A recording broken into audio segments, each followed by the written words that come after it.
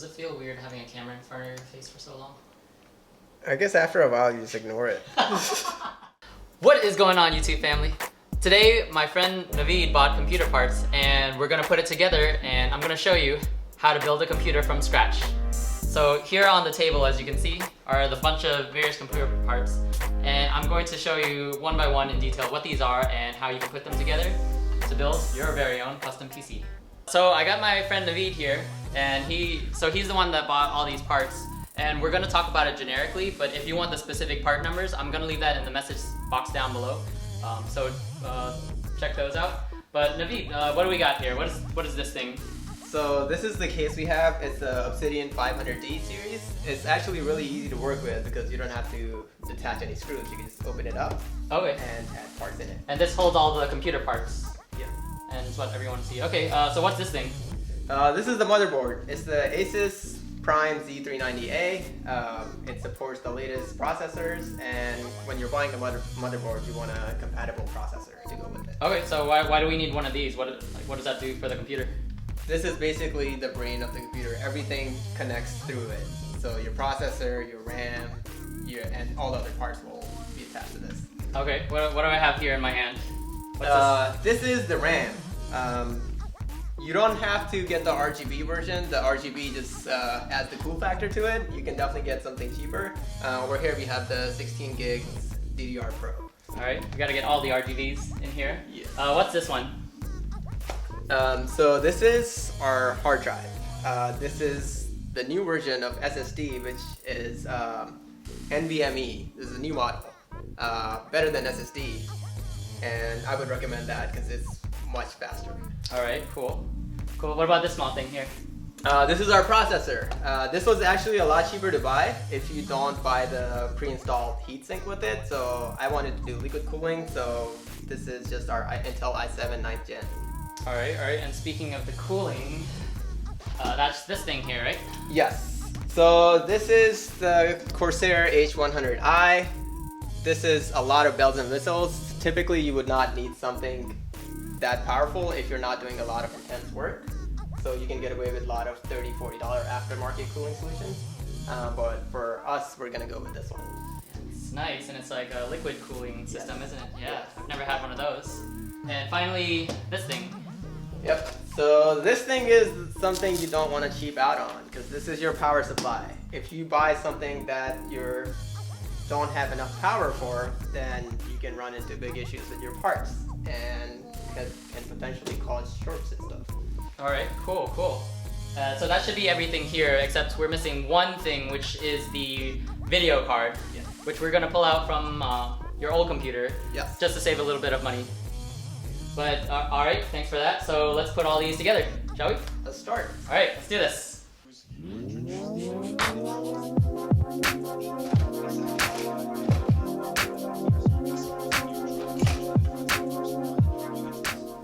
Alright, so you want to make sure that the holes align up with the case's holes, so then you just put screws. Yeah, but with screws? There, and there. You want to make sure the fan is pointing downwards, outside of the case. So apparently you can unscrew the top bolt there, and then the sides of this case will just come out like that.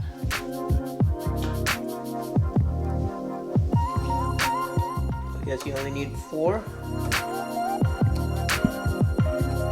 Next is the fun part where we pull out the motherboard and start installing our CPU. Typically you would install the CPU onto the motherboard and then put the motherboard in. This is the one manual you want to keep because it has all of the instructions on it. This is the back plate.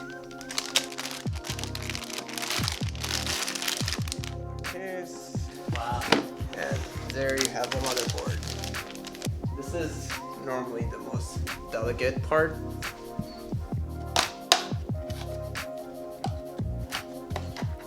So don't rub your feet on the carpet.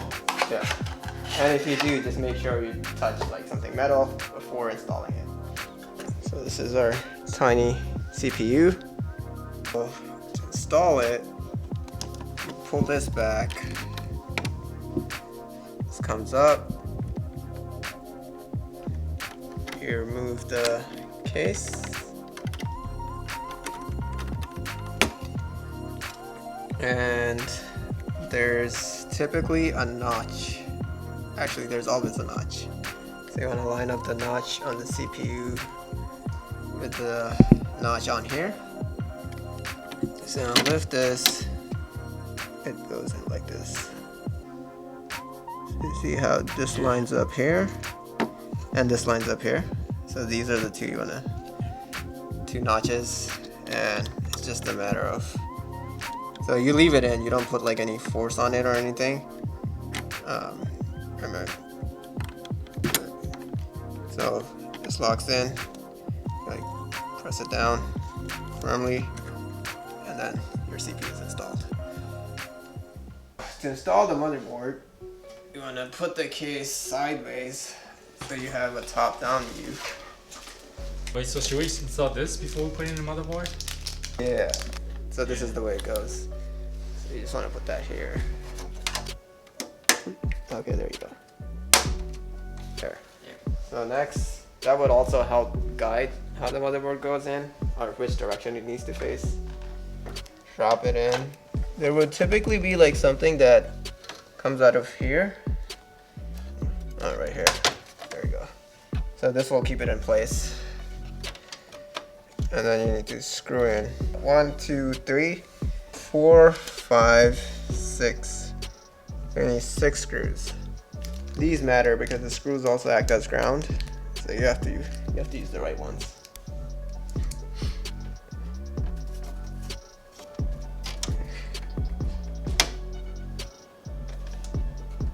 Alright, so next we can either install the RAM or the cooler for the CPU. We're gonna go with the cooler first because it might take a lot of room.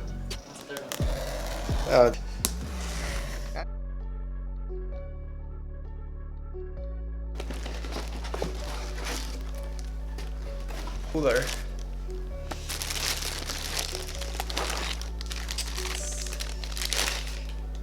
So it should come with 2 of these. One would be the Intel socket, and the other one would be for AMD. This out. So now we're gonna install the liquid cooler. In order to do that, you have to install the back plate. So to do that, I'm gonna lift up the case, which will reveal the back side of the motherboard. And then you just line these up. These move back and forth. This is the slot where this cooler will attach into. There you go. So once you screw it from the other side, it'll stick. I'm gonna lay it back down. And I'm gonna screw the fans into the radiator. So Intel is different than the AMD. Well, they kind of bundled everything into one bag. So I'm just gonna fill this out here. Ones are slightly longer than the other ones, so I'm just gonna separate those out. So these are the thicker ones. Since we have a LGA 1151 socket, so this is 115X, so we're gonna use these. Next, we're gonna install the fans. The fans go on the radiator. Radiator goes on the case. So the arrow is pointing down. So depending on how you wanna put the airflow or control the airflow, that's how you would set the fan. So I wanna pull the air out of the case. So hot air, it pulls hot air out and pushes it up the case. So I'm gonna make sure this arrow is actually facing up. The other thing is, make sure you have enough of this cable because you'll have to route this to the motherboard. If these are pulling air in, then this should push out. But if these are pushing out, then these should pull in.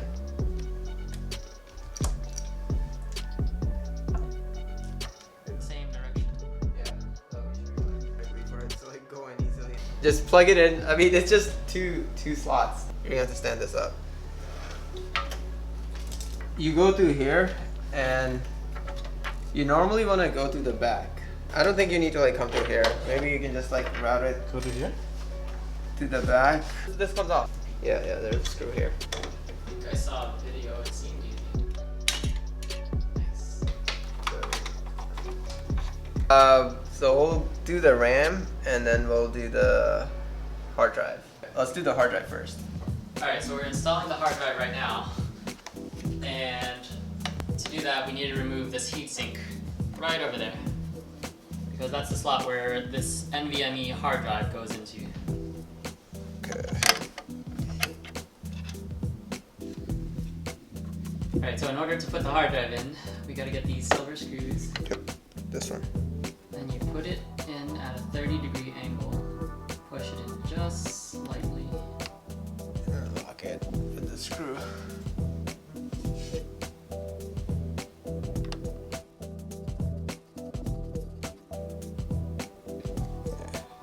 And just like that, your hard drive is installed. However, we need to still put back in the heatsink. So on the back of the heatsink, there is this sticky tape.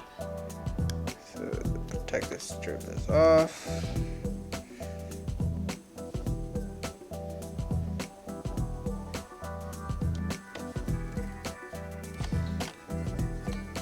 Yeah, okay.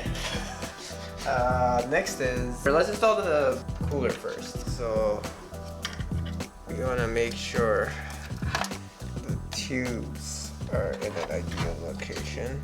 This is the important part because we need to make good contact with the CPU. Just slide these in. Use these. Okay, and this installs your heatsink. Alright, so now it's time to put in the RAM. Okay, so right now we're trying to figure out where to put in the RAM. We got 2 gray slots and 2 black slots. Always consult your manual to make sure you know which ones you're installing to, especially if you only have 2 RAM. If you have 4, then you can put it in all 4, and it'll be okay. For B2A2. Alright, so according to the manual, we need to put it in A2 and B2, and it's labeled right on the motherboard, which are the gray ones. Line up the notch, push it down, and it should lock into place. A2, just open it, line up the notch, and just press it down, and it locks straight down, and then it locks into place. Okay, so now we have the RAM installed. Now is the hard part, where we have to route everything and all the power cables. I might have to take this out. So that's the CPU power, so this is the motherboard power. So you gotta make sure it clicks. And this powers the motherboard, and we know that we need to power the CPU. So we'll get that cable in also. We'll route the cables now.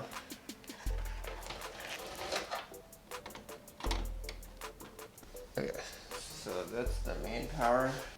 CPU one, let's see if it fits from up here. Yeah. Okay.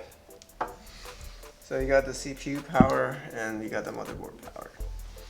I need to figure out where the fans go. So we have 3 fans up front and 2 radiator fans. I think these just connect. Alright, so we just got all of the wiring in, and now we're gonna put back the power supply onto the case, tighten up all of the wires, close it up, and getting it ready to turn it on. Alright, let's test up. Before we close this machine up, it's a good idea to turn it on to test it. Otherwise, if something isn't plugged in properly, then we'd have to open it up and redo it. Wait. Oh, yeah. Oh.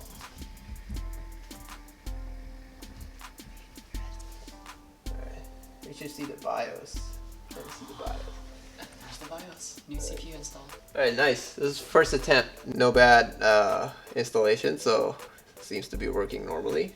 And the CPU is picking up the CPU fans. It's we actually did not plug in any fans into the motherboard. Yeah, all the fans are actually plugged in to the controller. We connected a couple more wires, just one more wire, and we actually got the fan RGBs working. It looks really nice. Well, there you have it, guys.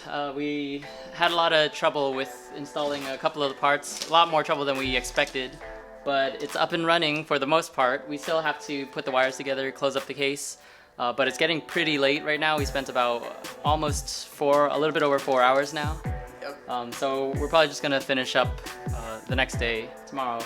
If you guys try to copy our setup and have the same parts, I'm gonna list the parts again up on screen as well as in the description box down below. So that's it, guys. Hope you guys enjoyed that. If you guys liked it, don't forget to smash that like button and subscribe, and I'll see you guys in my next video.